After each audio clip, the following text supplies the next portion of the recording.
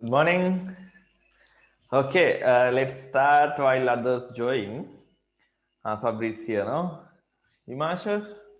Where is Imasha? Imasha is not here. Imasha was here even right before the start of the link and sometime gone. Okay, never mind.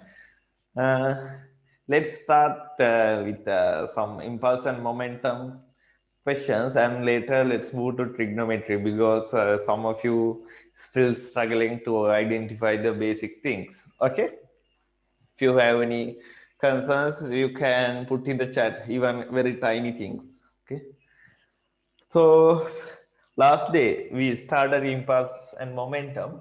We discussed several things. No, what is momentum? Momentum means product of the mass into velocity, and we discussed the impulse in two directions. What are those directions? Impulse equals change in momentum, that means final momentum minus initial momentum, and there was a one very important rule. These are vector equations, so you have to consider which direction you are applying them. And also we proved that I also equals to force times the time ft. So sometimes we interchangeably we have to use these equations. So all these equations should be in your mind. And one last thing we learned, conservation of momentum. That means for a given system, total momentum of the system before a collision and the total momentum after a collision should be same, no? So this is usually we write it for only two particles. You can even do this for one particle, two particle, three particle, any particle system. Okay. Usually one particle system can be divided into two. Okay, like that. So what you have to understand is momentum before the collision should be equal to the total momentum after the collision, and also this is also a vector equation. So when you are applying quantities, make sure you select a direction and apply these equations. As a homework, I gave you 4 questions. I will discuss those 4 questions and move on.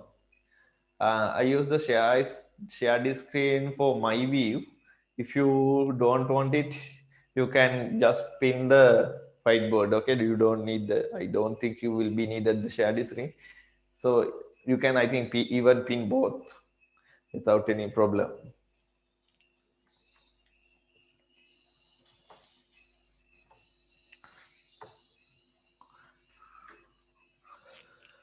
Okay, let's do this part. What are they saying? Two particles P and Q. I think this is a paper question. I can't exactly remember which year. In the chat I have given it, no? Which one is this?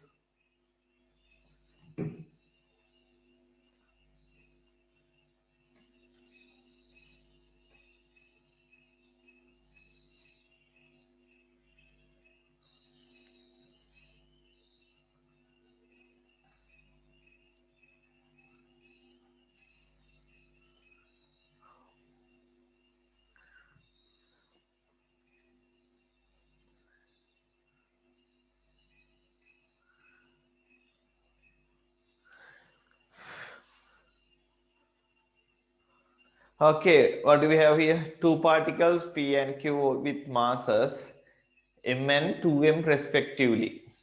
Two particles P and Q with masses m and 2m. So here we have a P particle and Q particle. One is m, other one is 2m.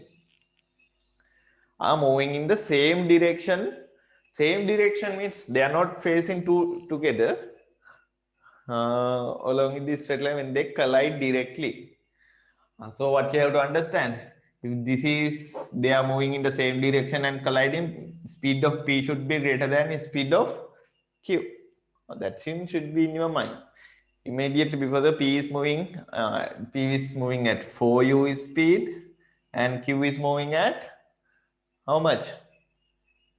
U, the same direction. Then after the collision, what are they talking? Again, they are also moving in the same direction, and the speed of P is Q is 4 times P. So this is P and Q after the collision. They say they are moving in the same direction. What do you understand by that? Can they move in this left to right direction or right to left direction? What do you think? It is unlikely to both to come reverse, no? So let's take them to the front. But if I am wrong, answer will be negative. So I can understand that it's going on the other direction. So what did they? If the speed of P is V, then the speed of Q is going to be how much? 4V. They say speed of Q is 4 times the speed of Q. Sorry, Q is 4 times P. So if whatever the speed you think for P, 4 times Q. So when you are doing these questions, uh, with such data, don't try to put two like I'm not going to write it like Vp equals V and Vq here. Why? When we have two unknown terms, we have to make two simultaneous equations and find. So if you can write it in one unknown, write it in one unknown. Okay, then what? Find the speed of Q immediately after the collision. So what is the theory part behind this? We can simply apply the what? Can simply apply conservation of momentum. No? So what do we get here? M times P plus 2m times, sorry, not P, M times 4U. M times 4U plus 2m times U equals P times M. This is M and this is 2m, na? Plus 4V times 2m. This side we have 6mu and right side we have 8Vm plus Vm, 9Vm. So M to M cancel off. V equals how much? 3. So you can divide both things by 3 also. So you get 2U over 3. Anyone else got the same answer? I saw Dinush has put the answers. Dinush, did you get the same answer?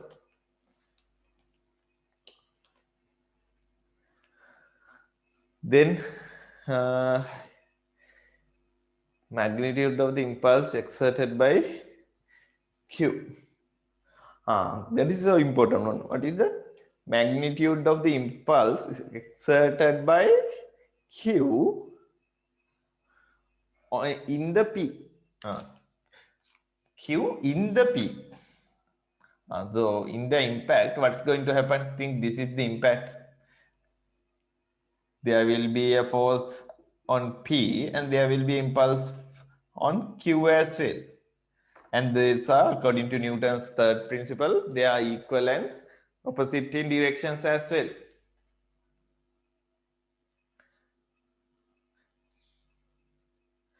So there is another fact that you have to keep in mind. When we are applying Newton's, that means third law, always it is between two objects. We can't just imagine Newton's third law for just one object, okay? Sometimes, I said this earlier also, think we did some inextensible strings and they are pulling things apart and we mark tensions in the each end or the compressions in the each end any rod or string. And what we did, we marked both of them are equal. How can we write like that? Is it due to the Newton's third law? No, it's because of they are said they are light and inextensible. Because of that property only we can write like that. Okay, I will discuss it in a later time. Just for the moment, we can calculate impulse for any of these objects and it will be the same thing, but the direction is opposite. Okay, so I'm going to calculate the impulse for P. Okay, for P, I'm going to put in this direction. What I can write, I equals delta m delta u. Delta means change, delta v, change of velocity. Okay, so impulse equals m times mass times final velocity. Final velocity is in v is in this direction, no? Sorry, there is something you have to identify. This is not the velocity of q, this is the velocity of p. To get the velocity of q, we have to multiply this by 4. So v velocity of q equals 4 times v equals how much? 8u over 3. So keep in mind, even though you get the correct answer here, you will not get, you will lose some marks, at least 1 mark, okay? Because they are asking the velocity of q. At the end, make sure you write that answer also. Now, what do we have here? I equals m. In this direction, we after the collision, p has the velocity in this direction. So that is minus how much? We got 2u over 3 minus how much initial velocity for u. It is also in the this direction. So it is also minus 4u. Again minus 4u. When we solve it with the common denominator, we can have 12u minus 2u. So we have 10u. 10mu divided by, okay.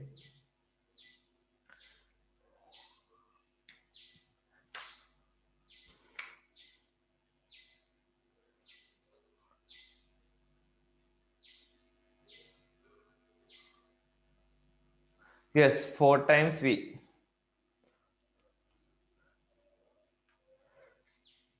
4 times v means 4v. So 4v means 2u over 3 into 3. So you get 8u over. And what is the third part? What is the direction of? Sorry, I can't see that part because my camera is right in. I state clear the direction of the impulse.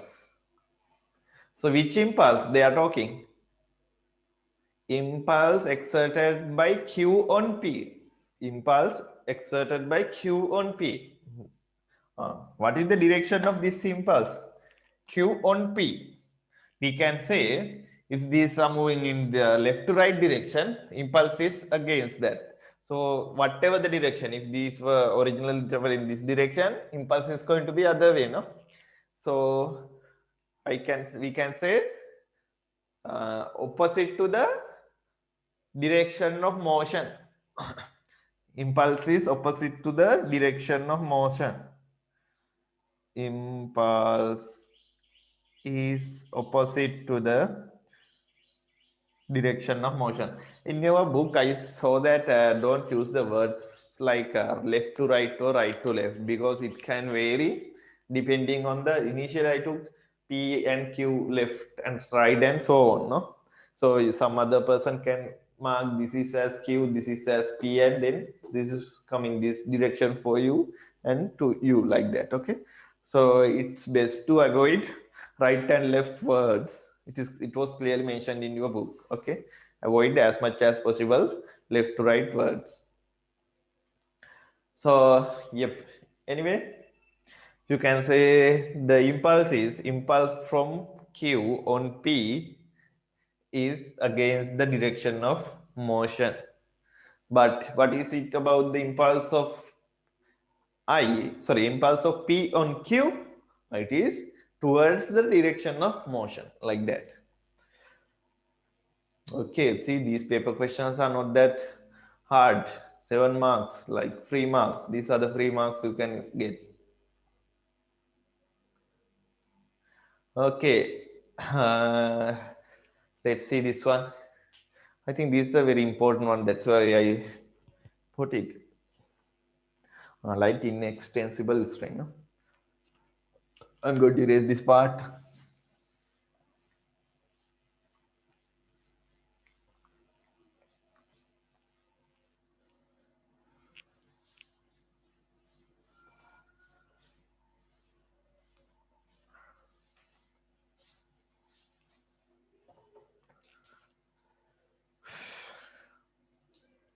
Two particles A and B of masses 4 kilogram and 2 kilogram respectively are connected by a light inextensible string. Okay, then the particles are resting on a smooth horizontal plane with a string slack. That means string is not tight. Particle A is projected directly away from B with the speed u. Then when the string goes toward the impulse transmitted through the string has magnitude of 6 Newton seconds. Find common speed of the particles just after the string goes taut and the value of u. Okay, let's try to find it. So we have to assume that right before the string goes taut, speed of b will be how much? U, no? So what are the two occasions before the collision and after the collision? Think. Now this is the horizontal plane. This is like A and B. A and B are just resting. So before the impulse force happen, when this impulse force happen, when this string goes taut, they are not directly connected. They are connected through a what? String. This string is these are the impulse forces going on. So in the both ends, the impulse force is same, and also you can take the velocities because they are talking in the first part common velocity. You can assume that after the impulse, both of these two particles traveling at the same speed because the string goes taut as well. Okay, so that is a very important data point. If you don't take like that, it's hard to make this question. Okay, that is the most important data point. You can assume that after the impulse occurs, both of the particles are moving in the same speed. To emphasize that part, I put it.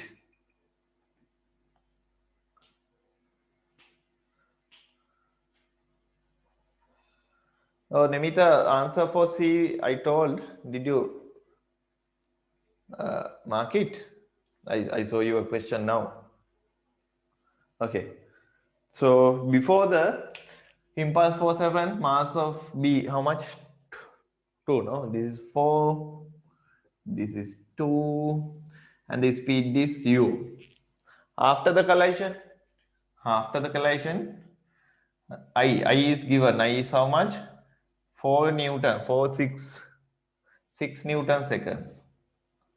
You should be keep in mind what is what are the units, standard units of also.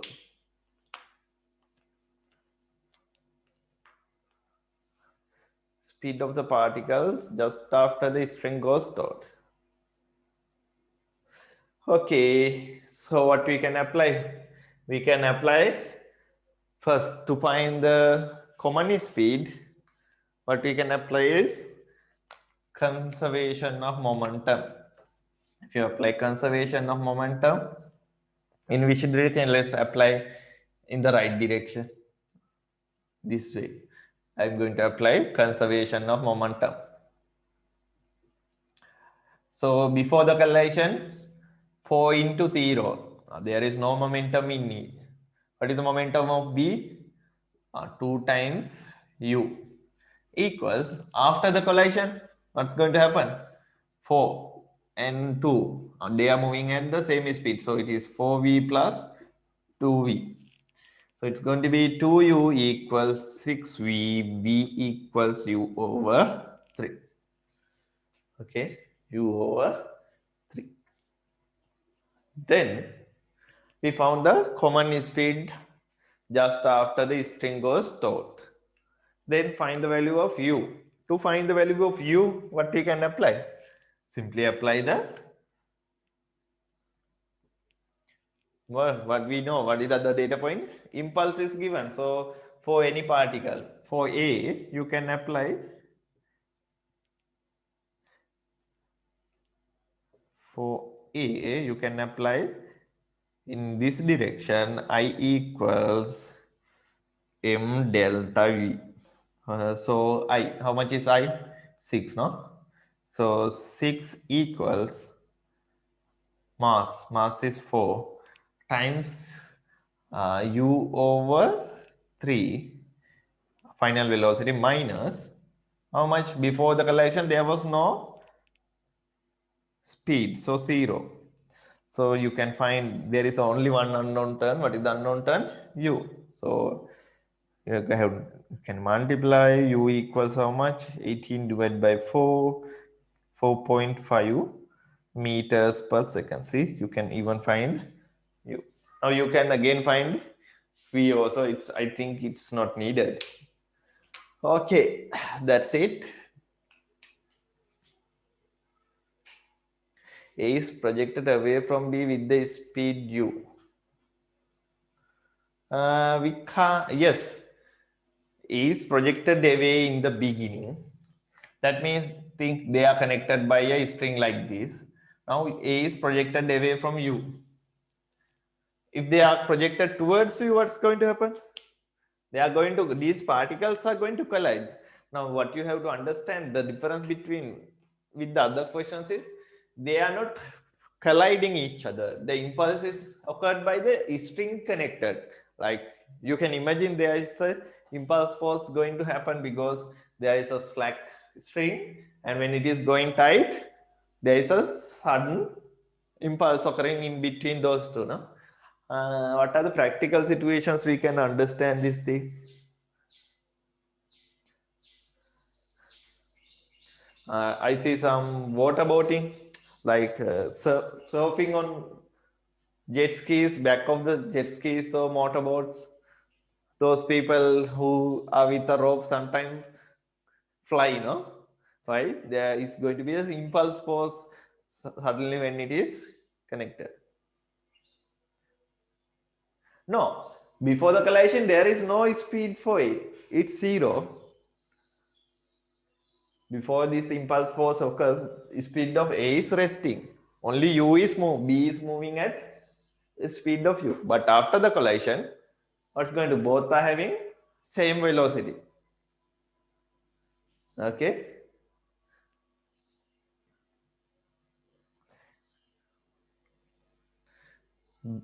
Not A. B has the speed of U. A is stationary. When this string, when B is moving here and here, what's going to happen? They are going to be tight, no? So when they are tight, there is going to be an impulse force. After the impulse, there is nothing is stationary, okay?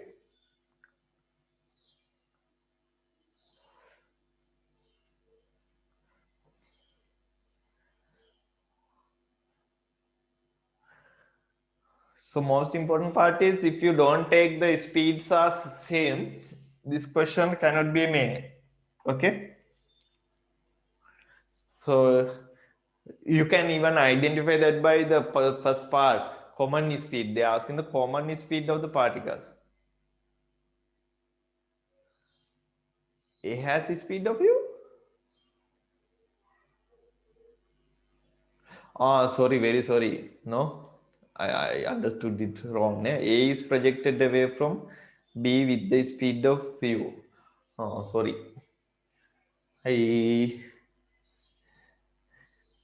I misused this now. So let's take the other way. Let's take the other way. Very sorry about that. Let's take A is projected this way. So the velocities are going to be the other direction. Okay, final velocities I am taking the other direction. So what are going to be changed? Here it's going to be 4U and here 0, no? And this 4V plus 2V, okay? So here we have 4U. So the answer is 2U over 3. And the impulse will be the same way that they occur. And what's going to happen? Here 6 equals 4a. The direction, if I am playing in this direction, this is speed. Finally, speed is how much? I got 4a 2u over 3, but it is in the opposite direction, so it is minus here.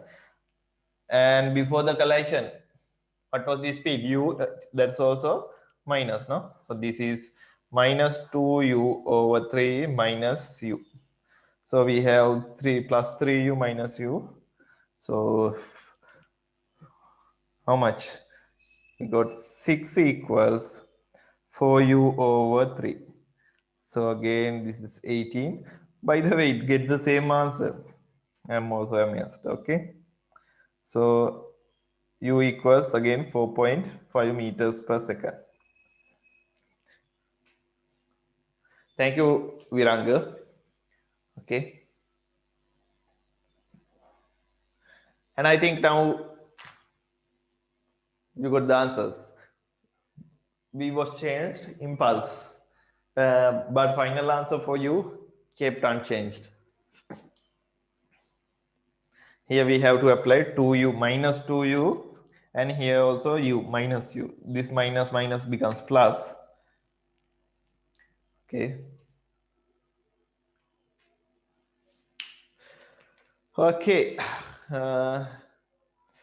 Next one. Eighth one. What is this question? A metal pin of mass 2 kilogram is driven vertically into the ground by a blow from a sledgehammer of mass 10 kilograms. Hammer falls vertically onto the pin. Okay.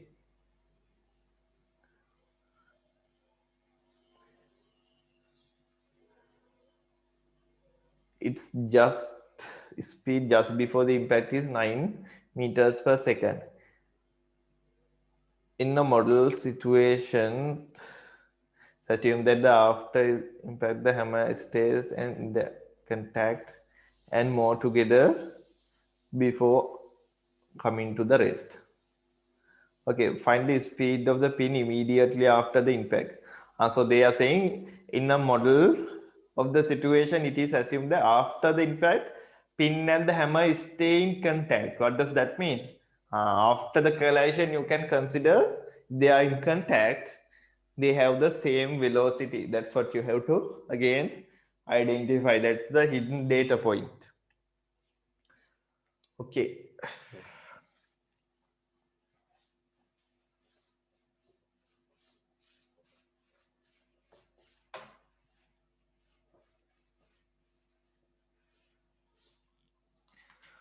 So this is the pin and this is a hammer. So before the collision and after the collision, what's going to happen?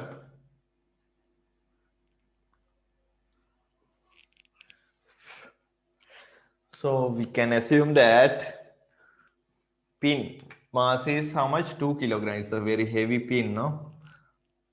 And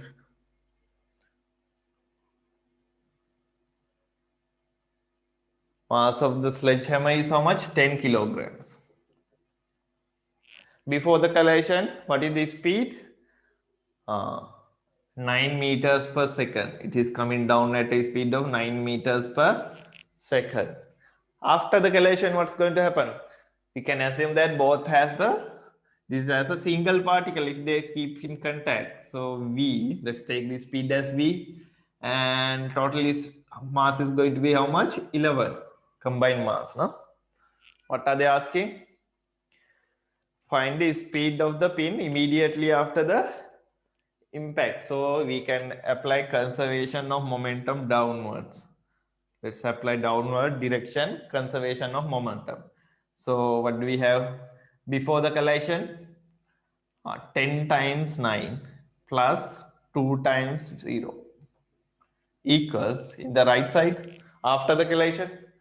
Total mass you can take, or you can separately also take. It doesn't matter. You can even imagine like 2 times V plus 9 times V, or 11 into V. So this side we have 90 equals 11. No, no, not 11, no. 12, 10, 10 and 2. So it's 10, you know, 10 V. So we have 12 V. So V equals 90 over 12. Can we divide? Yes. If we divide by 6, it's going to be 15 over 2, 7.5. 7.5 meters per second. So the speed immediately after the impact is how much? 7.5 meters per second.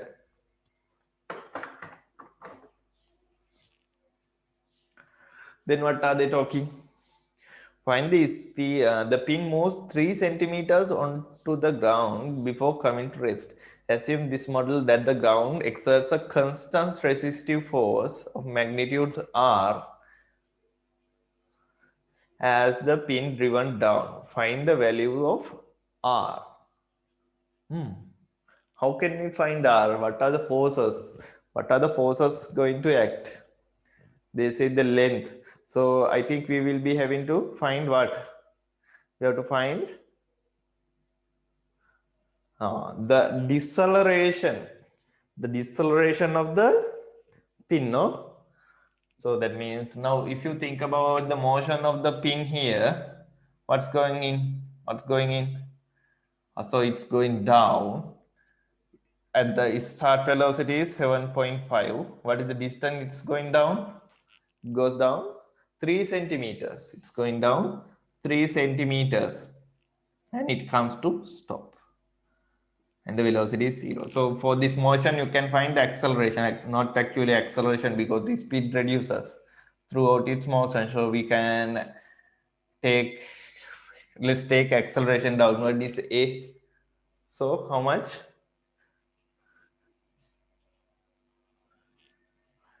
What are the forces going to be?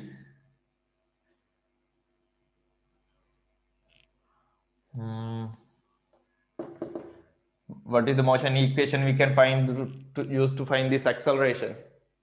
We can use v squared equals u squared plus 2as. Final velocity is going to be 0. U 7.5 to the power 2 plus 2 times a times distance is how much? If we apply 3, it is totally wrong. Why?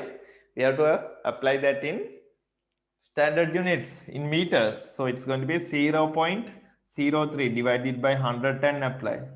So you will have A equals 7.5 to the power 2 in divided by minus 0.06. What is the answer you are going to get?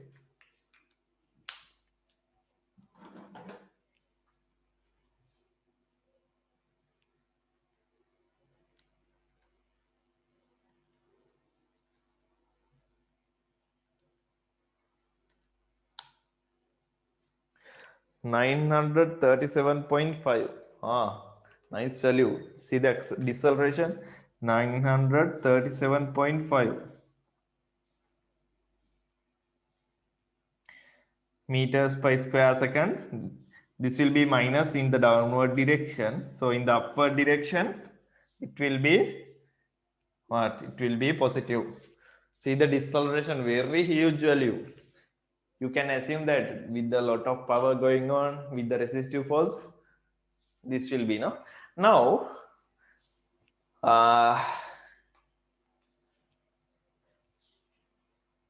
how can we find the R? For the subsequent motion after the collision, we have to think now in terms of now this is the situation. Now this total thing is going to move downward with this deceleration, no? So for that motion, you have to think both hammer and combined thing. You have to imagine the forces acting on these. What will be the total mass? I consider that this total thing as a one particle. You can assume because they say it is keeping in contact. So the mass is going to be how much? 12. What are the forces acting on this one now? One is going to be the resistive force. They are asking us to take it as constant. And the other one will be the what? Mass. After this impulse happens, there are no more forces. You don't need to worry about the impulse force. Okay, it's a very sudden thing. So there will be weight of these totally. So 10 times 12 times g. I write it as 12g, and it is this going with a deceleration of minus 937.5. Okay. So now we can apply what? F equals ma. By applying F equals ma, which direction? Let's apply it upward. Why? The resistive force acting on this object will be upwards. F equals ma. Let's try to find r. R minus how much? 12g. 12g equals mass times, mass is how much again? 12 times minus so when we apply this downward, see this is acceleration is minus downward, so upward it's going to be positive 937.5. Find r.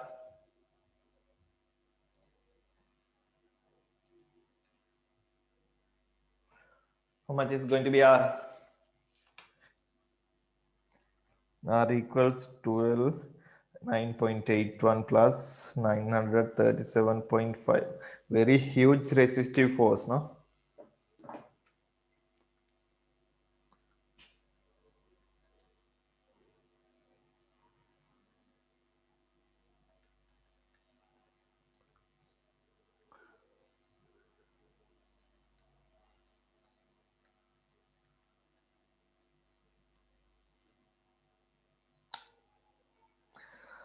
How much? 11,367.72 newtons.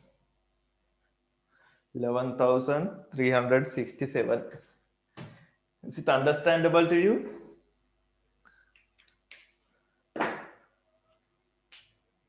And for the final part, they're asking another question. What are they asking? State one way which this model might be refined to be more realistic.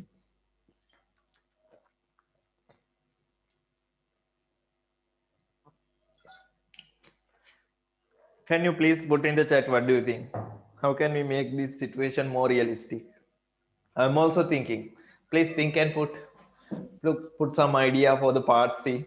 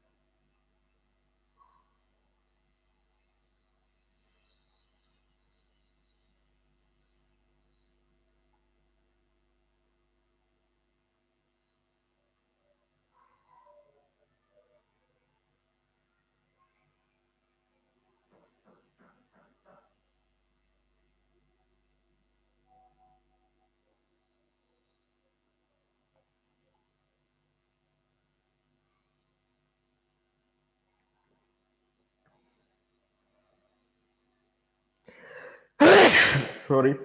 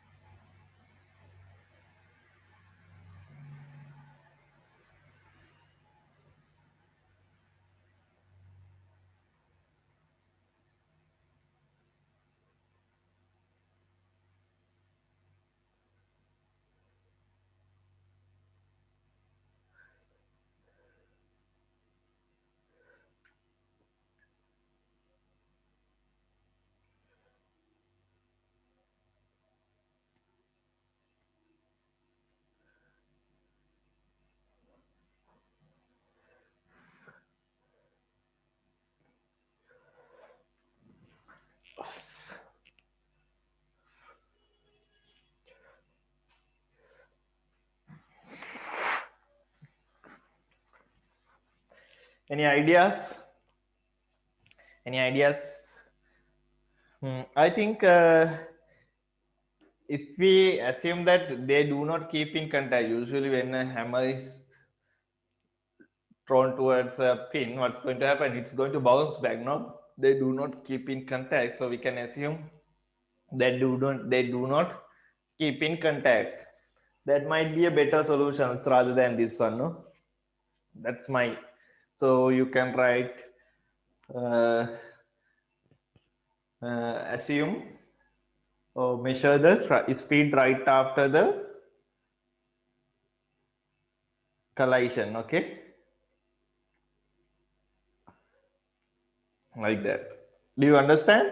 For the part C, you can say that after the collision or after the hammer is thrown at pin, they do not keep in contact. Then you can say, all right, hammer comes back like that. Okay, last one. Let's see. What is it here? See, these the things you learned in all the previous lessons can be compacted into these lessons, no? Okay. You used F equals ma, conservation of momentum, and the equations for the motion, everything. So all these are combined things. So along the way, when we do more and more lessons, what you can do, you are going to able to apply for very practical models. That's where we are heading. Okay. Oh, you should be able to consider all the factors that are going to affect. So little by little, day by day, we are adding one by one. That's what we are doing. Okay, what is this question? A pile driver of mass 1,000 kilograms drives a pile of mass 200 kilogram vertically into the ground. The driver falls. If you don't understand these terms, please Google, okay? Like pile driver and what is a pile, those of. So I think you are aware when you are making a building. So the first phase is digging the ground and inserting piles. So to insert these huge, they are like huge metal bars. So to send these inside to the earth, it is being hammered with a pile driver. Okay, so what do we have? Falls freely a vertical distance of 10 meters before hitting the pile. Immediately after the driver impacts with the pile, it can be assumed both move with the same velocity. By modeling the pile and the driver as particles, find the speed of the driver immediately before it hits the pile. Now, for that motion, what you can do? Let's model these as particles. This is the pile driver, and this is the pile. Okay, so now let's take this. This is the pile movement of pile before the collision. It's at a height of 10 meters. What is the speed? The speed is said Speed actually doesn't matter. Only thing what is mattering is the velocity, the acceleration. It is falling freely. Freely means it comes with the gravitational acceleration downward.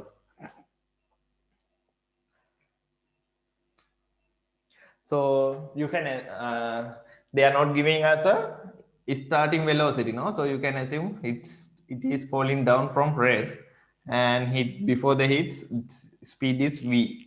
So we can apply which equation again downward. We can apply v squared equals u squared plus 2as. So v squared equals u squared 0 to the power 2 plus 2 times 9.81 into 10.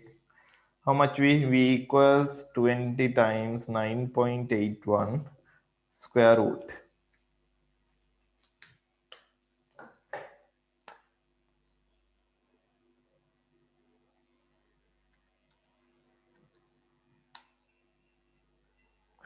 Fourteen meters per second. So we get 14 meters per second. Then, do you understand these parts? So you have to always make it very simple. Huh? What is mean by simple? Isolate the situation. If you're going to think what will happen next, and what are the other things, you can't even go inch forward. So I isolated the first question, first part. It is just the motion of this pile rover. So its mass is, it's a very huge one, 1 ton. No, 1,000 kilogram. That means 1 ton is mass. So its movement of this free fall in 10 meters, we can calculate the speed. Then the common speed of the file length after the impact. Now you can assume what's going to happen. These are the before collision and after the collision. After the collision, we can assume both are keeping contact and going down with the same velocity. I say that as u. And here we can take this 1,000 kilograms and this one. How much is the pile? 200, no? This is 200. So it has no velocity. Velocity is 0 here. Here how much? 14. Before hit speed is 14 meters per second. After the collision speed is u, and you can think the combined situation as 1,200 kilograms. So by applying conservation of momentum to the system, we can get 1,000 into 14 plus 200 into 0 should be equals to how much? 1,200 into u. So u equals 14,000 divided by 1,200. How many two zeros cancel off? 240. 140 divided by 12.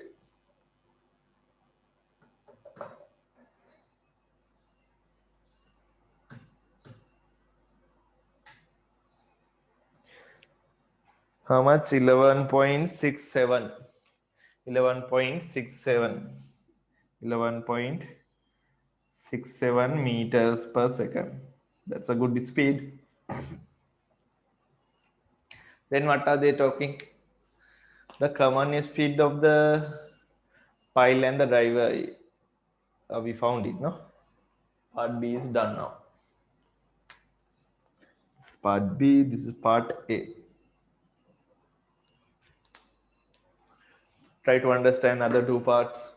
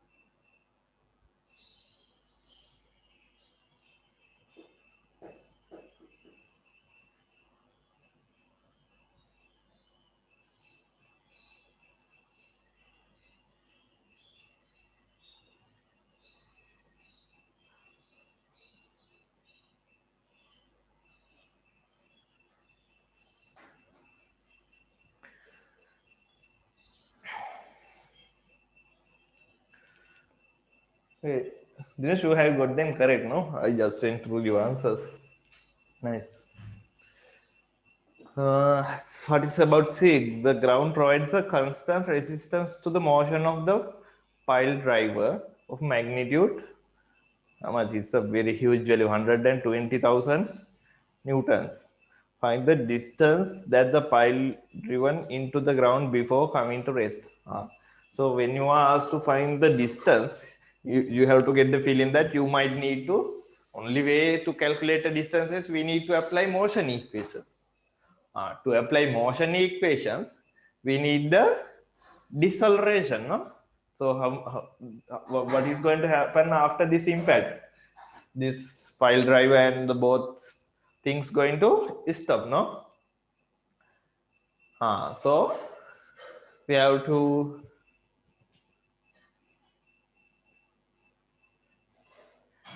think what?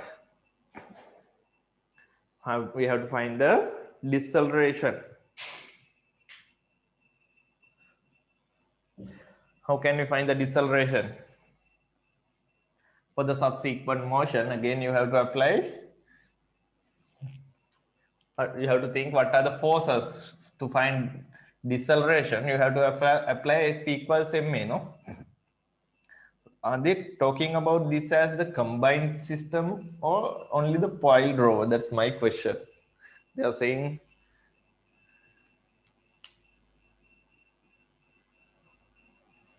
by modeling the pile and the driver as particles. Okay. Same velocity. Okay. Pile driver only, no? So for this situation, we have to imagine it's only for the pile driver, because they are not talking about the resistive forces on pile. So this they are talking the resistance to the motion of pile driver is not to the system, no? So we have to assume now only for, think in earlier occasion we apply for both and hammer and the pin. Now here it's only for pile driver.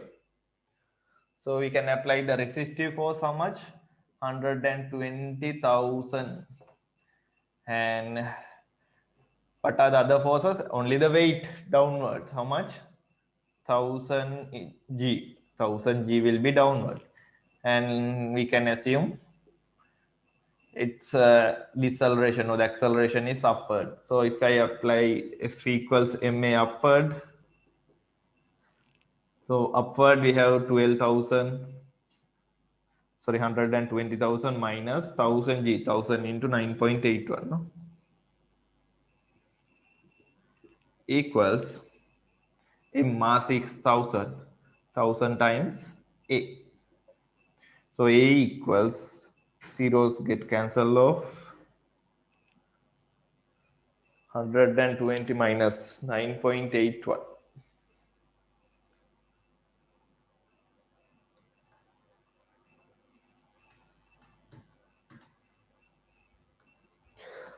110.19. 110.19 meters per second. That is the deceleration of this coiled rover.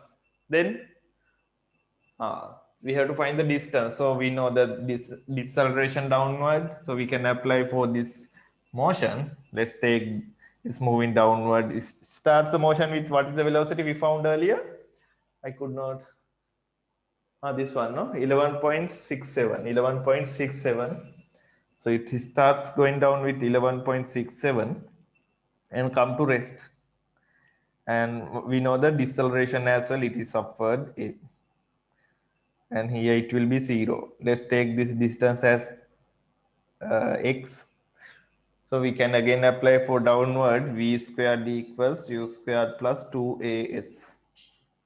So final velocity is 0, initial velocity is 11.67 to the power 2 plus 2 times, that deceleration is minus, so minus 110.19 times x.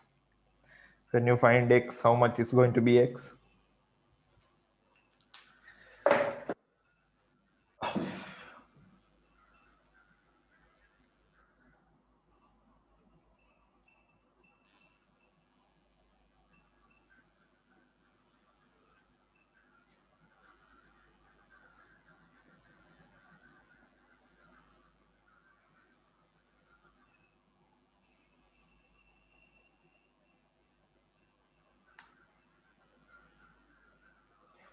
How much? 0.6, 0.62, 0.62 meters.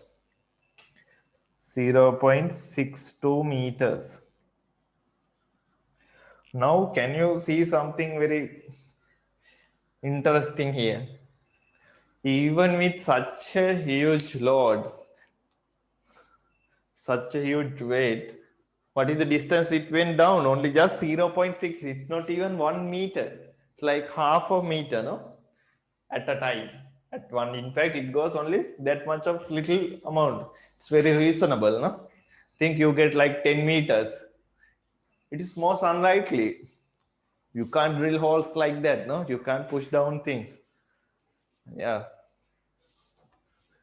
Okay. Then comment on this model in relation to the motion of the pile and driver. But we can think in practicality, there will be impulse forces. Due to these impulse forces, it's unlikely both of having same speed, no? You can write it's unlikely that both pile and the pile driver both keeps the same speed. Okay, but it helps for us. Even though it is not totally practical situation, it helps us to get some idea how much will be the resistance, how much will this go down. You can even calculate those. Are those clear?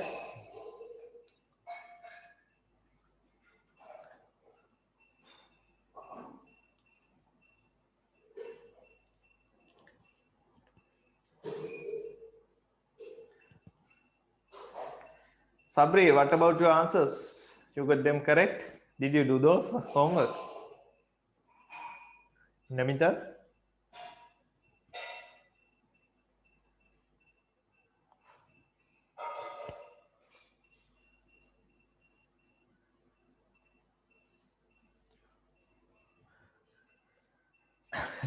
Okay, hope you are alive. Okay, you are not stressed out.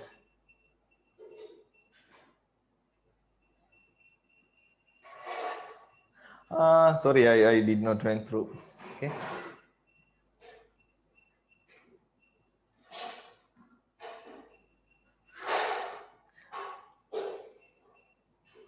Okay. I'm going to give you a little break. After that, we are going to start trigonometry. Okay, not the new mechanics lesson, because some of you are still struggling with some parts of trigonometry. So let's start trigonometry in 10 minutes. Okay. Have a 10-minute break, refresh yourselves, forget about impulse and momentum and everything, and let's do some trigonometry. Okay, 10 minutes only. Say hi when you are back, so I know you all of you are back. I'm waiting till all of you say hi, okay?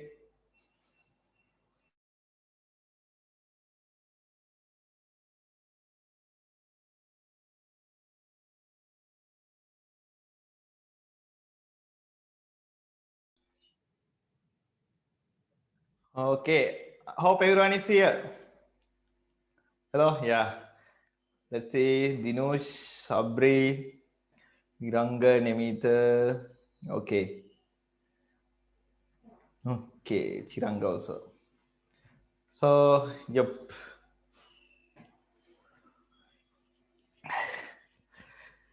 I was having some tea. That was a little bit late. Also, think you also got refreshed. Let's jump into trigonometry. So, can you guys let me know where are the points you were mostly stuck with? Is it like understanding? There are several aspects. One is what? The curves. Are you okay with these sine and cosine curves? How these are generated? How these graphs are generated? Oh, are you struggling with identifying angles? If it is given like 4, 5, how is that? How much is that angle? Like that. So can you tell me like that? Is it like identifying the magnitude of that angle? Is it clear? Is it clear to you all? That is the most basic thing, identifying the angle. You should be able to know that angle has a direction. I said you now angle is not just a scalar quantity. This is a vector quantity. We consider it is positive and negative. No, the anti-clockwise angles are positive and the clockwise angles are negative. We always start measuring from positive x-axis. So I don't think one circle is how much? It is 360 degrees. In radians, it is 2 pi. So you should be really familiar with these. Wait.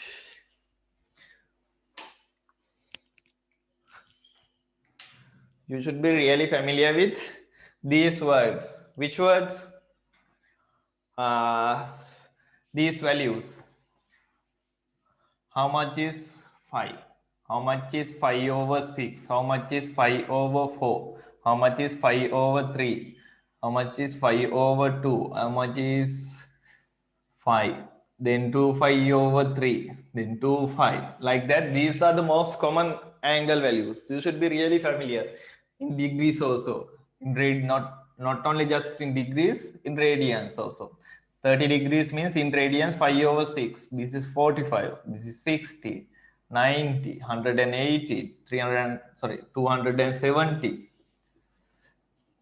This is wrong, no? This is 3 5 over 2. 3 5 over 2. And here 360 degrees. Like that. Please write them in the top of your pages also.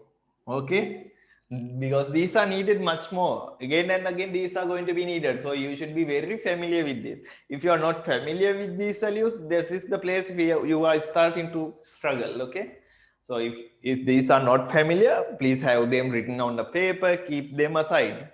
Always it should be like, always you should be able to take it and look it, like the graphs I told you to.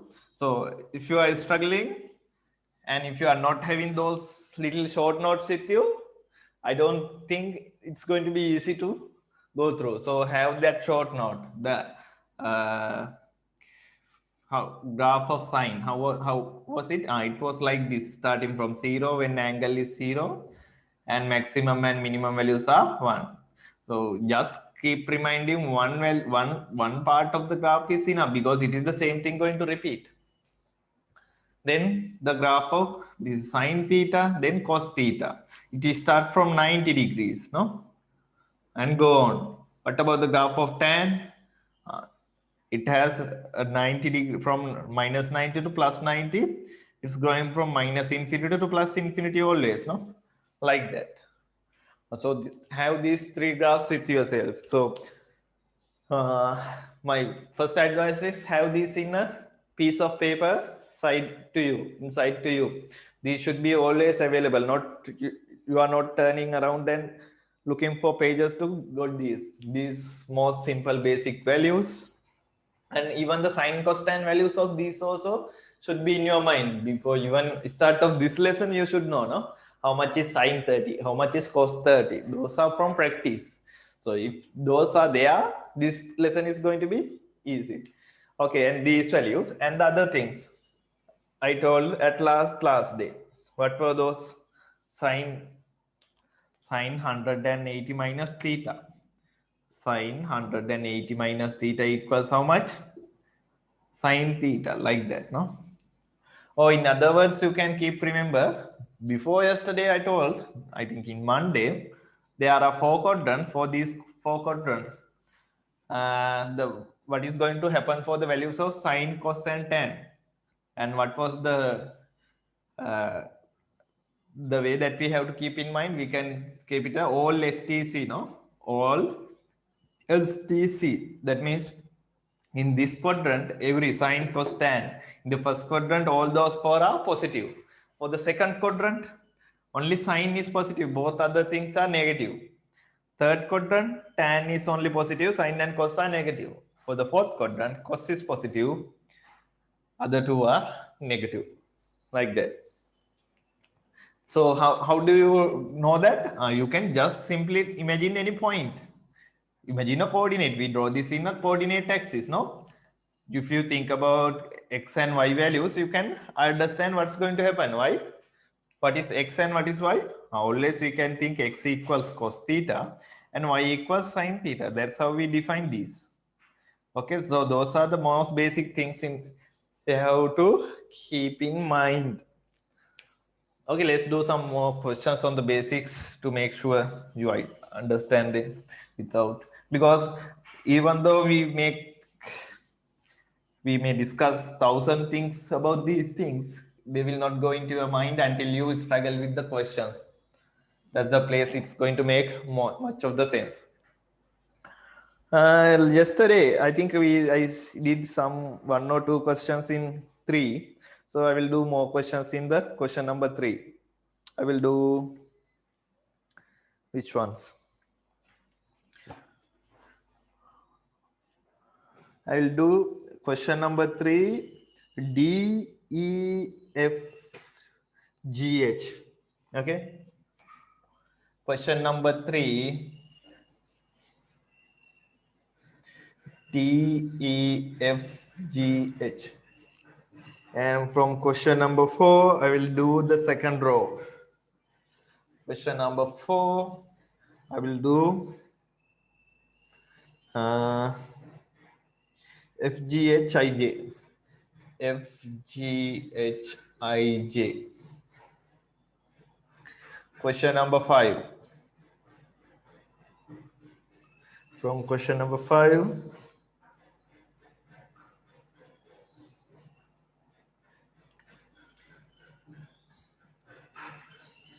I will do A, B, C, and G, H, I. A, B, C, and G, H, I. From question number 6, I will be discussing 6 of them.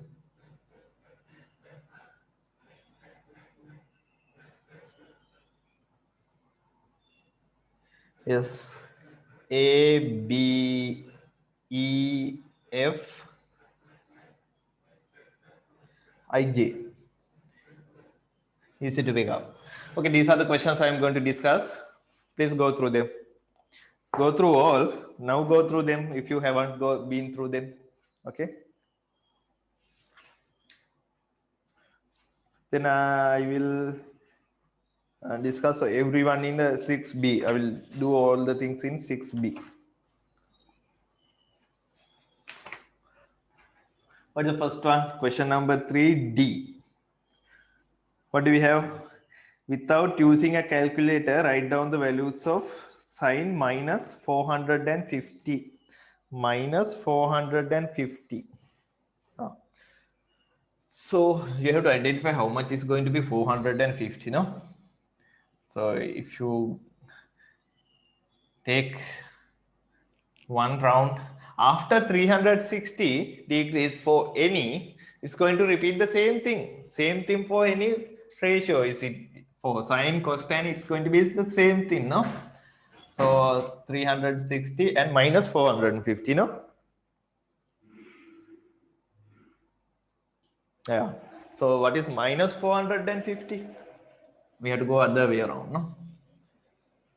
This is minus 360. If you go more 90, it's going to be here, no? It's going to be here. Easily, even by looking at this angle, you can say how much is going to be the sine value. How much is the sine value? If you think about the circle, we draw, this is the y-axis, this is the x-axis. This is minus 450 degrees. Sine value means the y value here. How much? Y value is minus 1, no? Minus 1 here. So sine theta equals minus 1. So sine minus 450 should be also equals to minus 1. Let's try to prove it in some another way.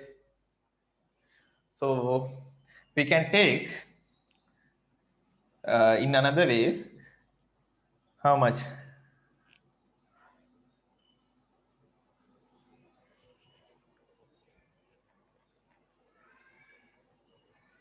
I told you, can you remember last day I told you sine theta equals, sorry, these things keep in your mind. Sine minus theta equals sine theta. Then cos theta equals, sorry, cos minus theta equals cos theta. This is wrong. This is wrong. Sin minus theta equal minus sin theta. Cos minus theta equals cos theta. And tan minus theta equals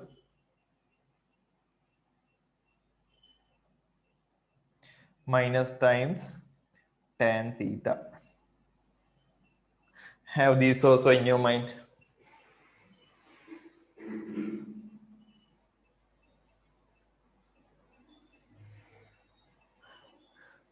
If you have wondered how this is built, you can just imagine this way.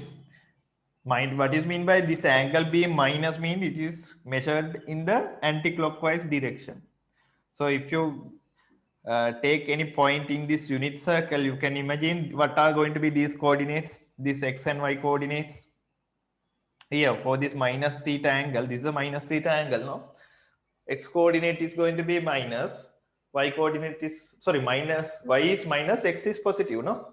So for this situation, x means what? Cos theta, no?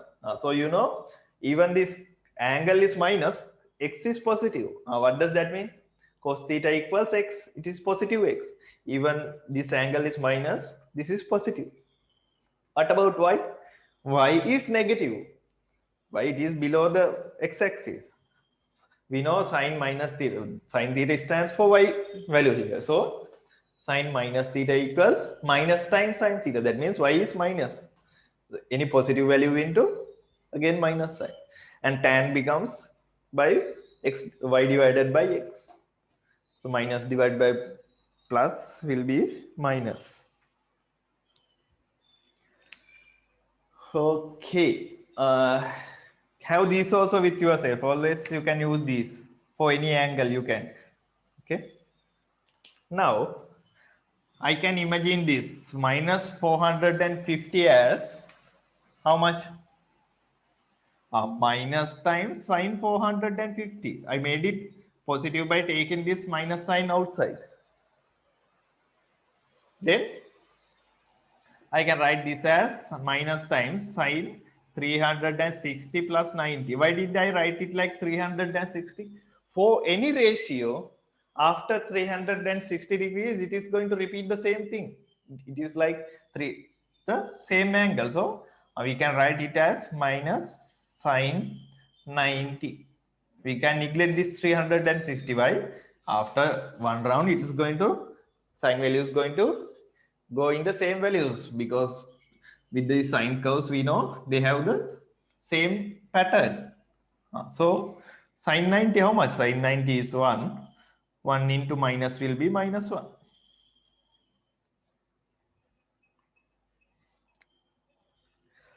Okay, then A, we did D, this is D. Then I am going to do E. What is E? E. Cos 110. No. Cos minus 180. Cos minus 180. Cos minus 180. Look, what is the angle? Minus 180 means this way, no? This is x, this is minus 180. This is the angle. At this point, even if you can imagine what is the x coordinate, you can find minus 108. What is the x coordinate? In this unit circle, x coordinate was minus 1. So you know cos 180 is how much? Minus 1. Okay. So, or else you can think in the other terms.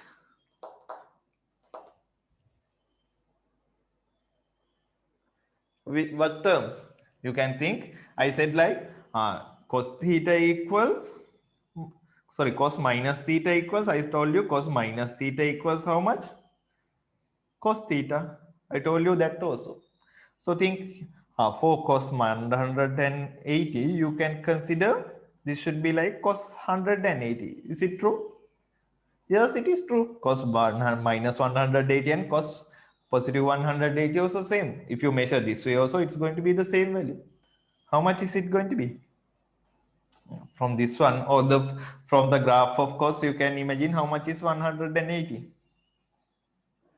Sorry, cos graph will be like this, no? You should be quickly able to draw the cos or sine or tan curves for the given range. This will be cos starting from 0, 1, this is 90. So here it's going to be minus 1. 180 is here. So it's minus 1. So minus 1. Nimita, do you understand or is still confusing? You have to spend some time, okay?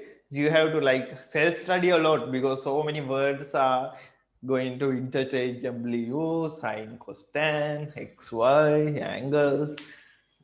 I think the situation is this for most of you. Many words are new. I would write some things in radians, sometimes in degrees. I go right side, I go left side, clockwise, anti-clockwise, sine, cos, tan, and sometimes I am using graphs. Sometimes I'm just using the x and y coordinate. But all are same things in different angles. Okay. Once you see the relationship, you know it doesn't matter what we are using.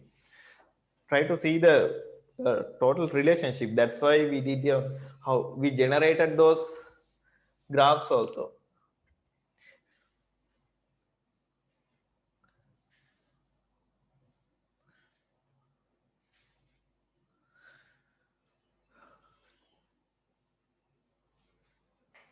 And one another point is, for the x-axis we usually use time in many occasions. No, we use time, but in here it's not time. It is what? For the x-axis we use the degrees, the angle we are going to make, and the value of y according to this degree, according to this angle. Okay.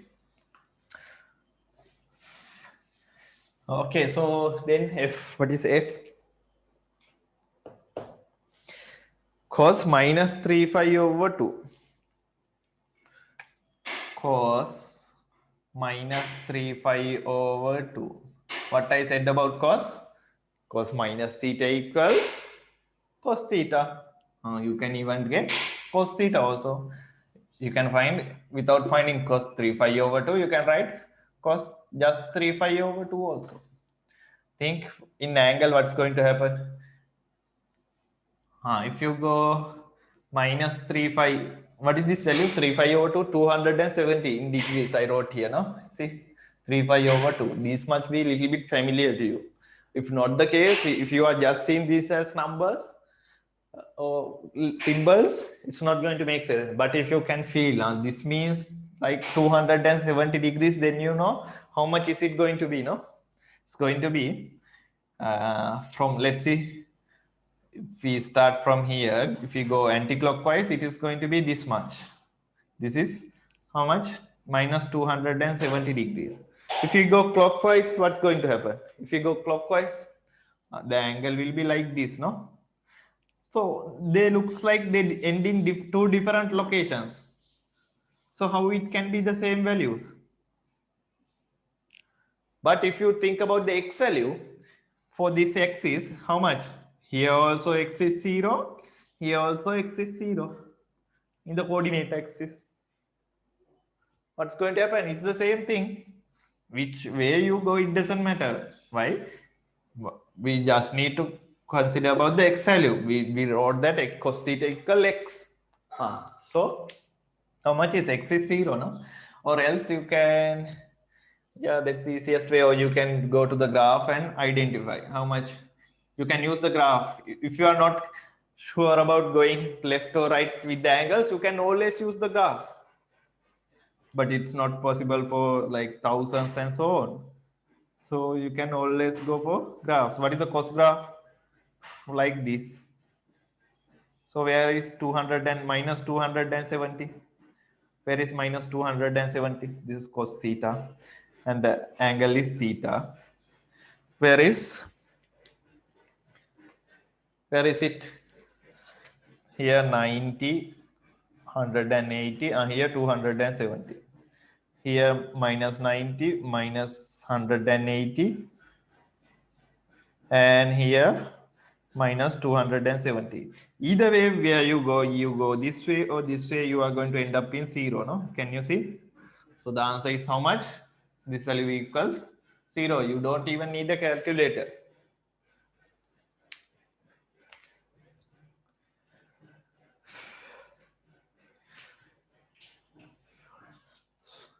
So these angles, even you can, these are like major angles are given in the question number 3, not the ones that are harder. You are always going to stop in a place where you can easily pick up the x or y coordinate. So try to see, this graph was generated from this coordinate axis. So you can use the cos value as always the x coordinate, or you can think about sine value again in y coordinates like that. I think it makes sense now, isn't it? What about it, Shiranga? Do you understand?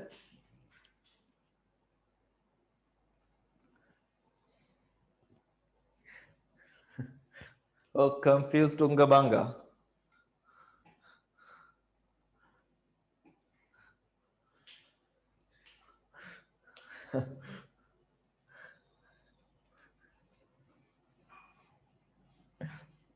I was, yeah, it was very funny to meet the Sri Lankan cricket team, Kusal Janit's statement. It was so ridiculous. No? He says that we are not going to get lightly the England team. England must be confused Tungabanga so much now. Okay, so this going through these quadrants, what you have to keep, I will keep it simple. How we generated these sine, cos, and tan curves using this coordinate axis. What happened to x values when we change this angle over the places to places? That's how we generated the sine curve. Similarly, that's how we generated the cos curve. But showing it in tan curve is little bit difficult. That's why I asked you to watch the video of that number file. It nicely shows the relationship between cosine and tan, how the tan curve is also generated. Then you can always use interchangeably. Like if you can think in terms of these coordinates x and y, it's okay to get the values in here. If you don't know that, but you know, pick up, you have to just think of this value. So if it is cos ratio, you go to the cos curve, find where is cos minus 3 over 2, pick up that value like that. Okay, you can do always in both.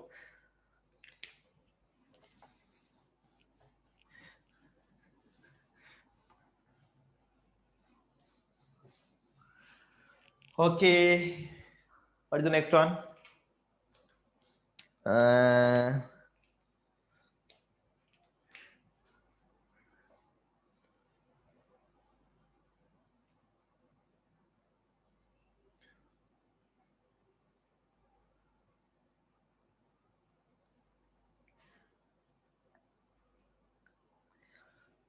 did F, no?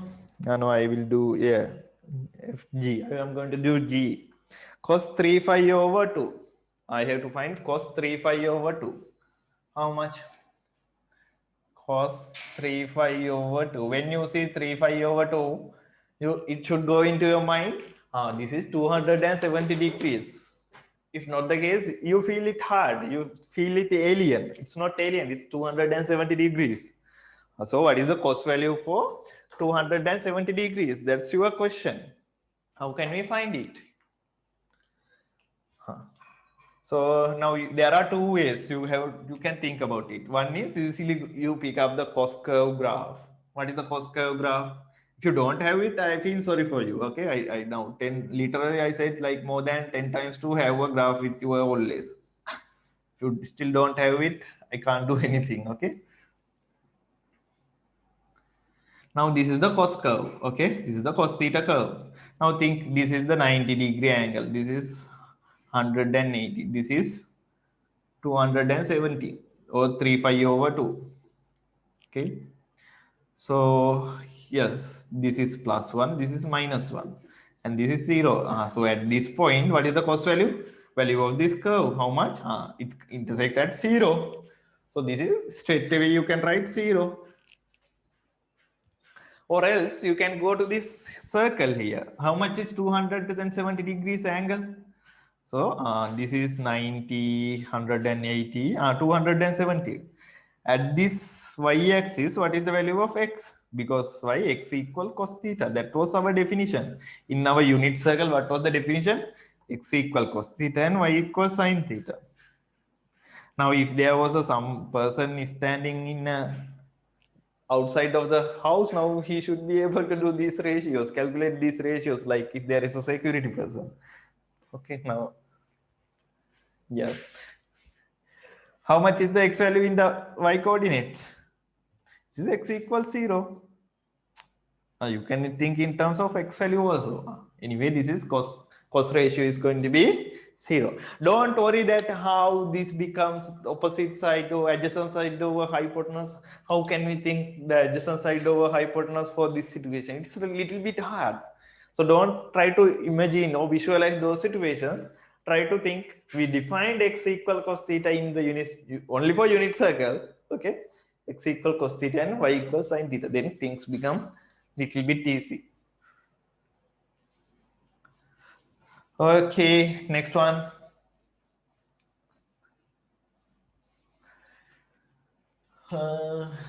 FGH, last one of question number 3. Cos 9 phi over 2. Cos 9 phi over 2. You have to find cos 9 phi over 2. Cos 9 phi over 2. So if you can imagine this value in angles, it will be in degrees, it will be really easy. 9 phi means this is like how much? 9 into 180 over 2 cos value of this angle. How much?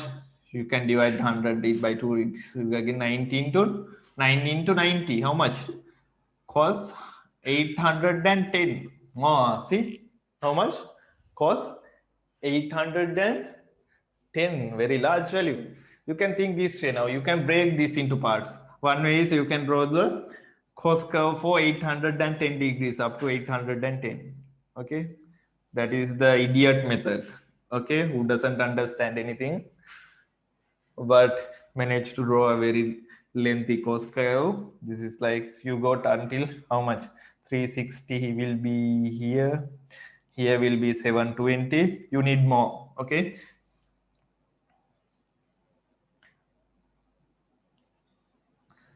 I think it will do the job now. If it is 0, 180, 360, 7. Oh, where is I? No, this is 360. 360, 720. And this is going to be how much?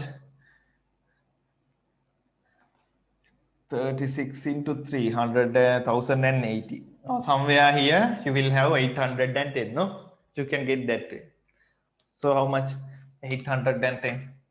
So if you add 90 to this 720, here it's going to be.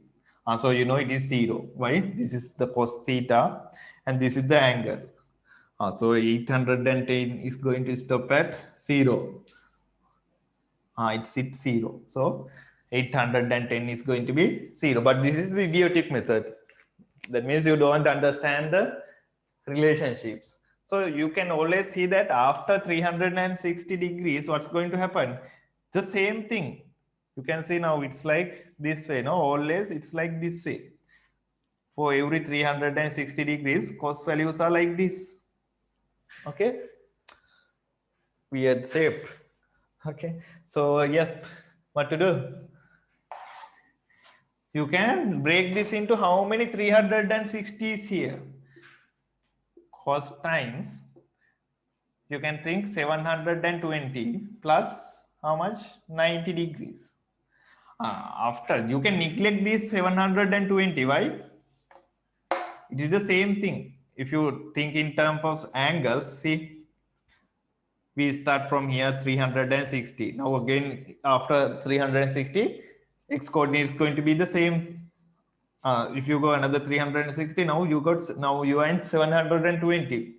After that again going to be same x coordinates. So you can consider that part separately. It's going to be how much? Another 90 degrees. Now you are going to end up in how much? Cos 90. How much is cos 90? Oh, wait. Did I miss something? It looks like I missed something. Just correct. Cos 90. X value is how much? At the y axis, x value is 0. So this is 0. Clear? I don't think there are more easy ways to you can learn this. This is the maximum. Okay. Yeah, put some self-study also. Okay.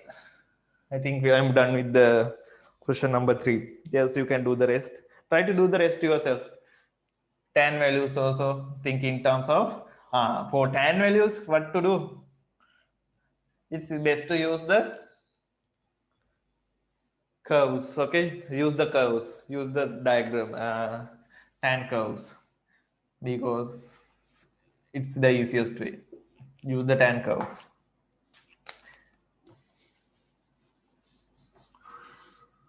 Okay, question number 4. How to do question number 4?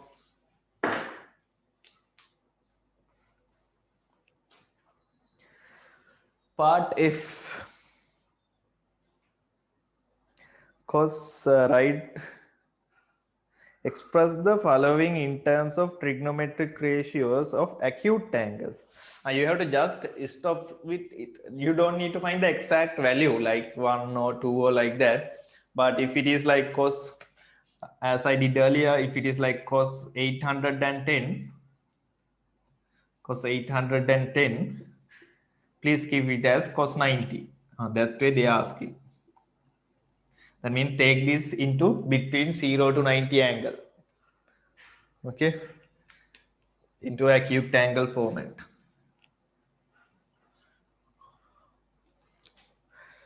How much we have? G H I J. Cost 260. Cost 260. Cost 260. How can we convert this into acute angle? Which relationship are we going to use? Now let's think, how much is this 260 angle? You can even think in the cos curve. If you draw the cos curve, how much is it? You should know this point. This is 90, 180, 270. Okay. 260, very close to 270. No, this is somewhere here. This is where 260 is. Now, now you know it is going to be a minus value as well because it is downside. No, it is downside. It's going to be a minus value. How can you get that value into a acute angle? Now, from this graph, from the symmetry, you can identify thing. In this graph, if you go the same distance here, this is also, this value is also be what? If this is -5, this is going to be +5, no? From the symmetry of the graphs. So if you can find this value and multiply with the minus sign, it will do the job.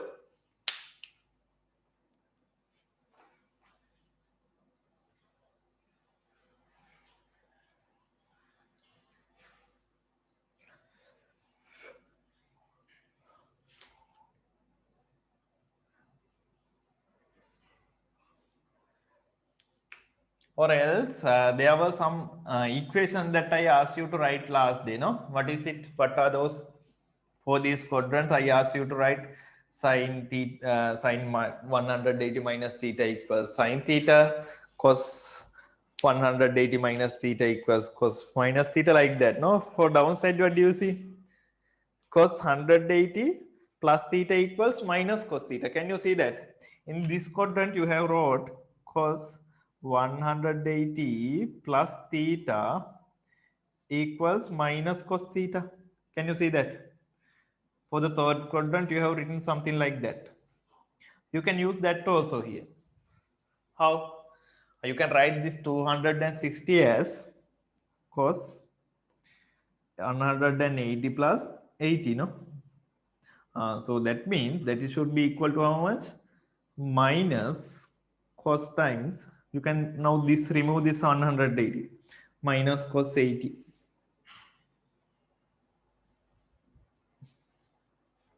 That is the best way. Use those equations. Okay.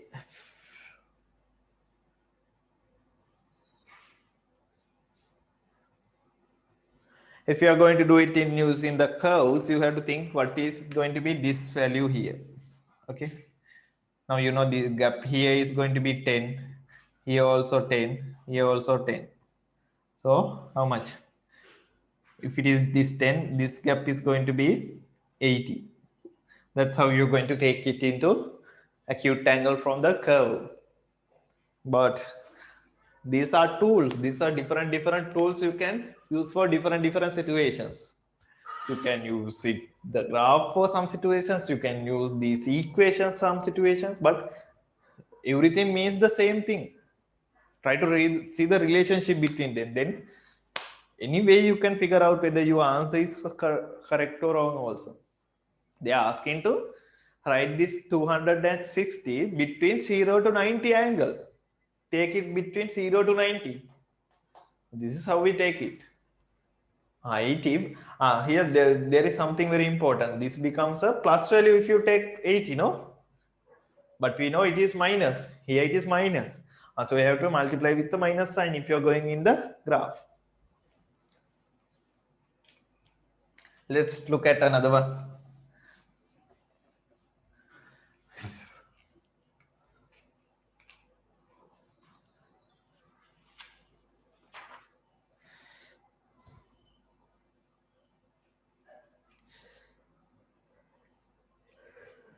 Cos minus 10 phi over 9. How much? G cos minus 10 phi over 9. How to get this angle between how much? 1 to 0. How can we take? You think is how much is going to be the value? In degrees, it makes much sense, no? Let's try to think it in terms of degrees. It's like cos minus 10 phi. 10 means 5 means 180. 10 into 180 divided by 9. So it's going to be 2 here. How much? Is it minus 20? I think so, no? Cos. No, where did I? It's 20. Minus 200, no? Is it correct? Yes, minus 200 degrees. They are asking. In other words, how much is minus 200 degrees? Okay, very first thing is you can simply apply that thing. Which thing? Cos minus theta equals cos theta. Cos minus theta equals cos theta. If you apply that relationship, you can easily get this is like cos just as cos 10 phi over 9. That means it doesn't matter whether you find the minus angle or positive angle. It's going to be the same thing. If you are going to take that terms in cos curve, let me draw the cos curve. How much is 210? Here it's going to be 270. This is 180. 210. How much?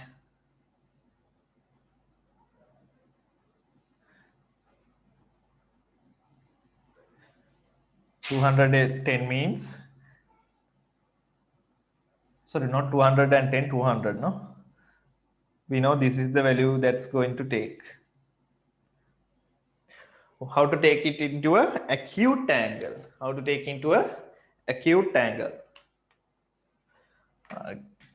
It's little bit tricky when we are doing that from the graph. So it's better you use those equations.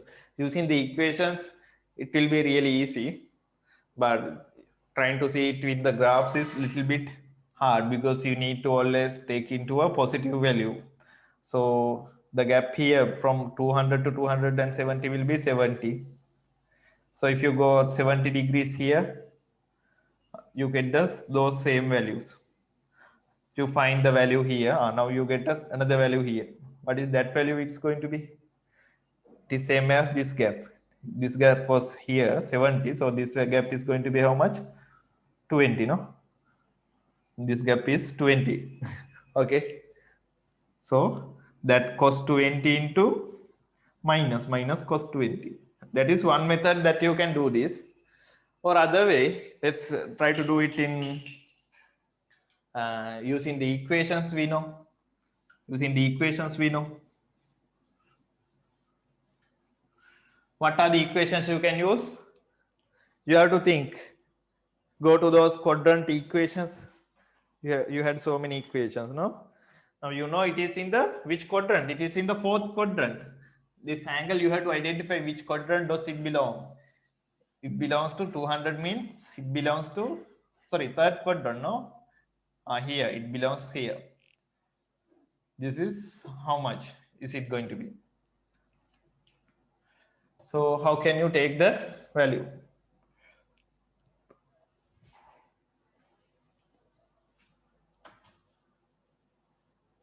Cos phi plus theta, no? What is cos phi plus theta? Cos phi plus theta again equals minus times cos theta. Let me clear it. Now I am going to do it in the most simple method. Cos minus 10 phi over 9 equals cos 10 phi over 9. How can we write like that? We know cos minus theta should be equals to cos theta. So from that equation, if there is a minus sign inside, we can actually neglect it and write here. Then for cos values only, then we can break this into cos phi plus how much? Phi over 9. Did you see that? I can break this 10 phi over 9 into phi plus 10 phi over 9. We know equations for cos phi plus theta. What is cos phi plus theta? We can write it as minus cos theta. How do we write like this? Go to the third quadrant of yesterday's drawings. What did we? Cos 180 plus theta equals minus cos theta. We showed it how those are values coming, okay? So you can use, these are different tools you can use along the way. So you can actually now write it this part as minus times cos phi over 9. That's enough. This is a acute angle. See again, you got a minus sign. Why? Because of that property. Cos theta plus phi plus theta equals minus cos theta. So this will be the expected answer in a paper. This is how you should write it. For here notes, I'm not going to go for the curves and so on. I will use the equation, okay? I will use the equation straight away. H, then I. How to find tan 2 phi?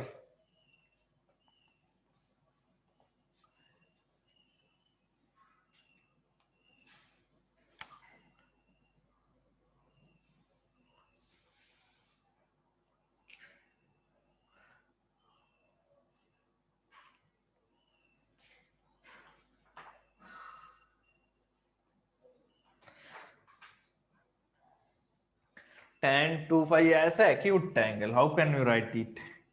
Tan 2 phi. You can see there are two equations for tan 2 phi, no? What are those equations? Not two, no, only one. Tan 2 phi minus theta. How much is tan 2 phi minus theta? Tan 2 phi minus theta equals how much? Minus times tan theta. Is that? Yes, you can see minus times tan theta. So why did I pick up this one? Because I can see already here 2 phi. So any equation with tan 2 phi is going to be easy.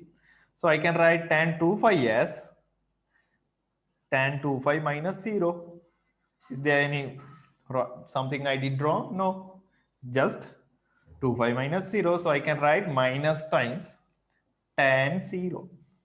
You know how much is tan 0, but you can keep like this. Now this is acute angle between 0 and 90. No, they are just asking to take this into between acute, take it into a acute angle.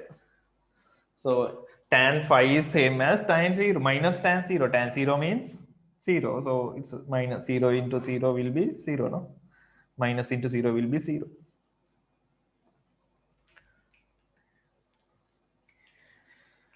Sunal, is it okay? Got the point? Today will be the last day I am discussing like this. Okay. If you have questions, please ask. If something is not clear, ask.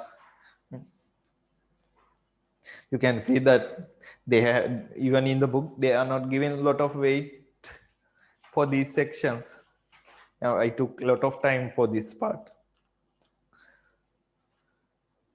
Because I know the difficulty when I was also doing A levels. Sometimes it was hard for me to grab this part without the reason for me was I did not know how these graphs were generated. I try to skip that part.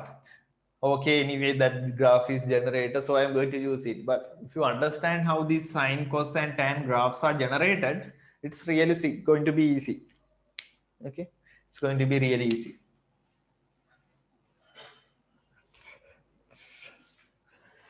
Okay, then which one? J, last one. How much tan? Oh, sorry. It was the question number 3. No, tan 100 they are asking. Tan 100. Sorry about that. They are asking tan 100. No one is even responding. This is question number 3. Okay, question number 4. What is it? Tan 100. So how to write this in acute angle notation? You have to go for tan 100 minus 180 minus theta. No.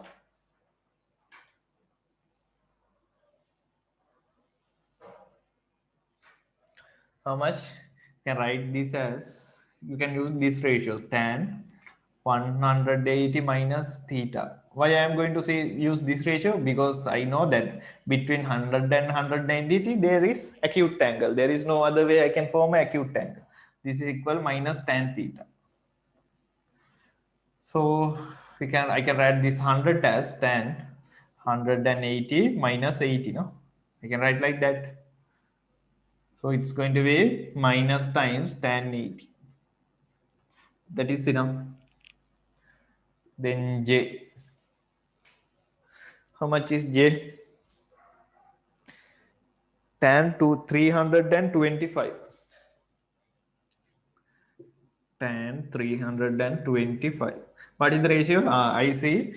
What is the angle going to? It will be 360. That is going to make an acute angle with this. So I can write this as tan 360 minus how much? 35.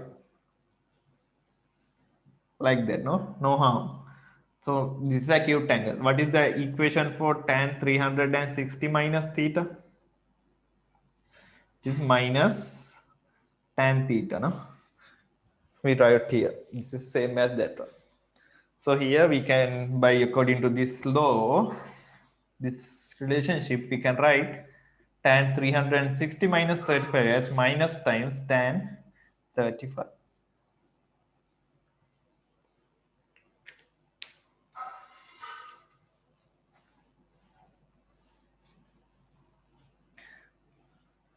Namita, is it clear? Okay, thank you. HIJ. Question number 4, we are done. Question number 5. We have like 10-10, no? Period stops at 10-10. Yes, thank you.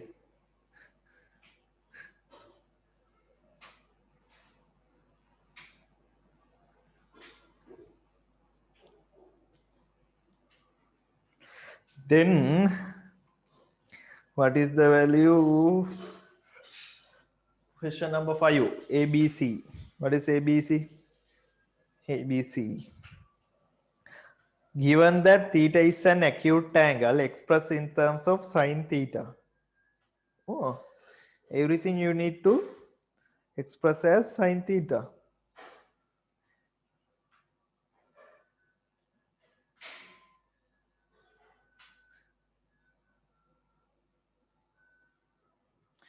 So I already said you can write for A sine minus theta equals how much? Minus times sine theta.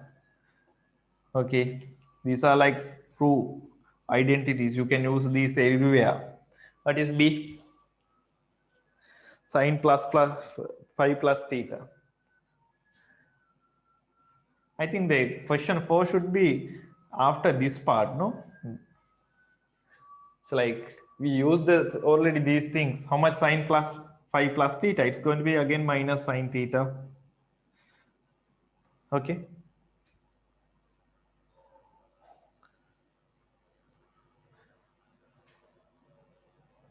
This is the third quadrant.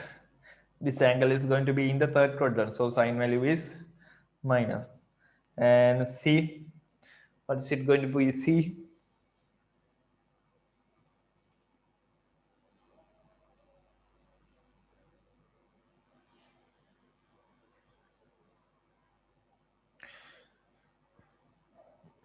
Sine 360 minus theta. Sine 360 minus theta. You can easily get in those equation how much this is going to give you minus sine theta. All are minus sine theta. What about GHI? 3 5 plus theta. Sine 3 5 plus theta. How much? Sine 3 5 plus theta. That's good. Now you can think this way. After 2 5, it's going to be same thing. So you can write this as sine 2 5 plus 5 plus theta. See the way I broke it into 2 5 and another one. I wrote this 3 5 plus theta as 2 5 plus 5 plus theta. So after 2 5, it's going to be same thing. So I can again write sine 5 plus theta. Sine 5 plus theta is how much? Minus sine theta. That's going to be the answer. Sine 3 5 plus theta equals sine 2 5 plus 5 plus theta. You can neglect the 2 5 I. After the 2 5, it's going to repeat the same curve for any ratio, sine, cos, or tan. Okay, always you can remove 2 5's from sine, no, cos, or tan. So it's same as sine 5 plus theta. We know the equation for sine 5 plus theta. These situations might be unga situations if you don't understand the curves, because these are not given to you also in this equation, no? 2 5 plus theta, so 2 5 minus theta is given, but 2 5 plus theta is not given. So for those situations, you have to build yourself. Actually, you can build yourself for any, by looking at the curve, you can build so many equations.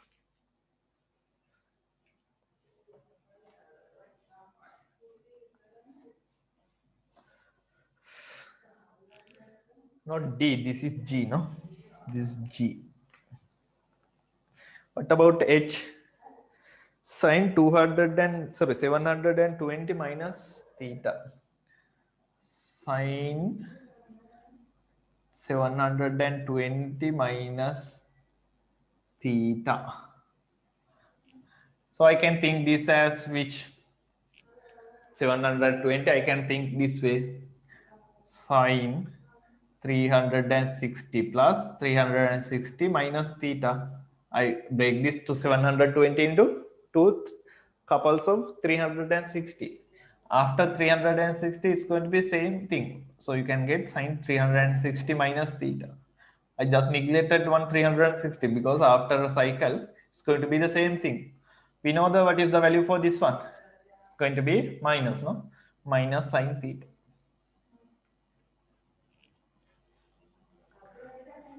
Hij.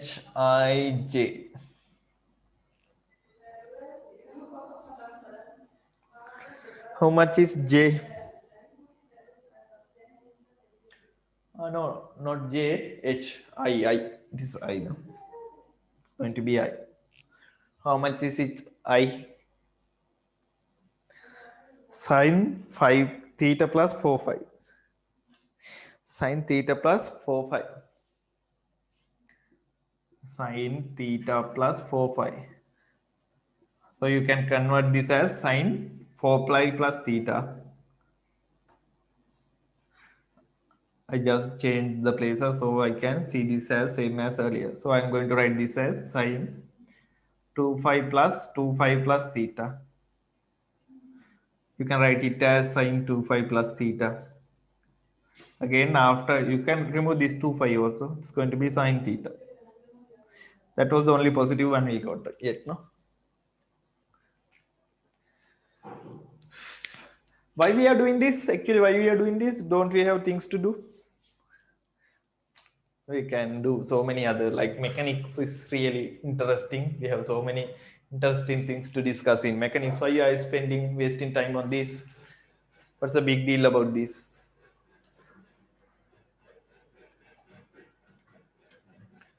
Why are we wasting time? Okay. No, the point is, as I said earlier, not only acute angles are there for the motions of the things, we need more than uh, acute angles. If you think about the motion of stars or motion of planets, they are revolving around sun, no? So if you going to track the motion of earth, something like earth compared to the sun, so over the years what's going to happen? We have to think, if today is the 0 date, after 365 days it's complete in 2 5. After that, it's going again 720, like that, no? But since we know these relationships, these the curves, we can always think in terms of acute angle. Otherwise we have to keep in track how many things, no? Like, think for like 100 years we have to keep in track every data point again and again. But we know, according to these circular patterns, after 360 it's going to repeat the same thing. Without, no, that means always we can think it as in acute angles. We can take these larger angles to smaller angles and think. That's why we are always doing this, breaking up all the largest angle into one small angle. That's it. That's why we are doing this. We are practicing this to find cosine ratio for any larger angle. Any larger angle can be broken into acute angle and find. That's it. That's why we are doing this.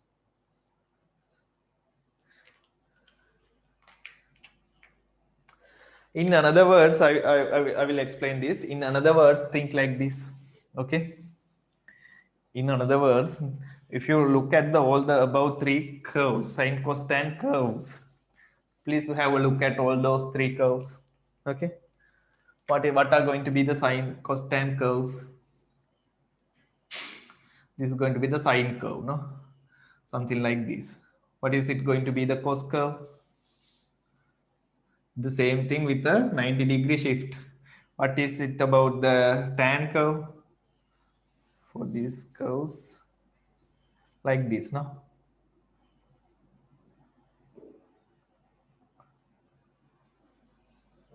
Like this will be tan curves, huh? So this is sine theta, cos theta, and tan theta. Now, if you think about a 0 to 90-degree part here, see, 0 to 90-degree part here, we always dealing with the 0 to 90-degree part, no? Okay, sorry about the curves. These 90 degrees are at different locations. Okay.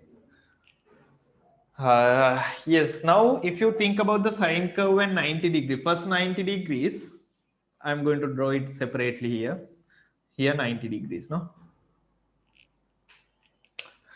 It will take a little bit more time, but don't worry about the time. Only. Yeah.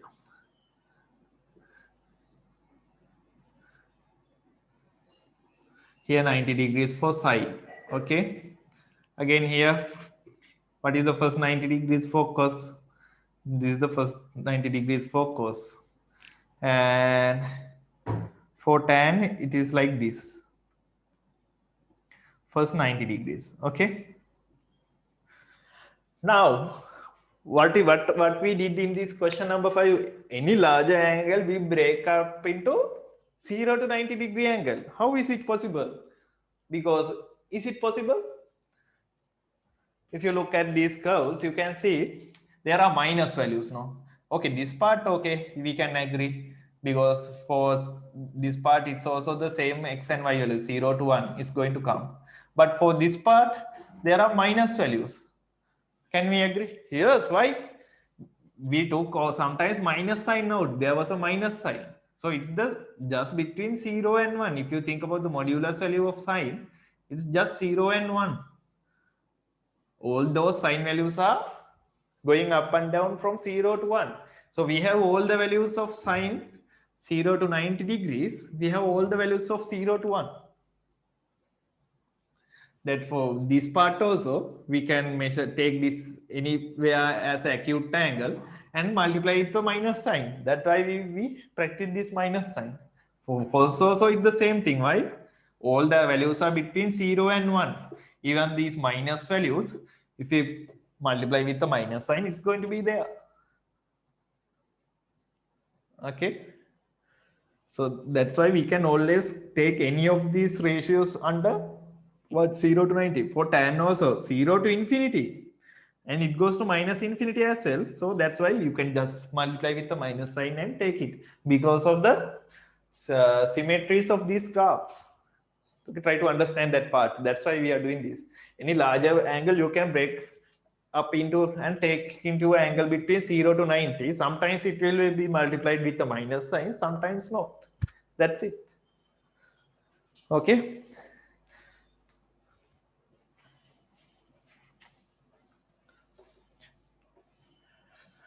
Okay. 5 GHI we did. But about 6, given that theta is an acute angle, intercostan. The same thing as the question number 5. Please do them as homework, no? And do everything in the next exercise also. Yep. Any questions? Anyone, any question? I am really happy all of you are here until the end of the class. Now you are improved other than the days we started, no? I think no questions. So thank you very much for your patience. And if you have questions, still send me, okay? Don't worry that I don't still get it. So anyway, get through it. It's your job. So ask me questions and let's do this. Okay, thank you very much. See you tomorrow. Thank you, sir.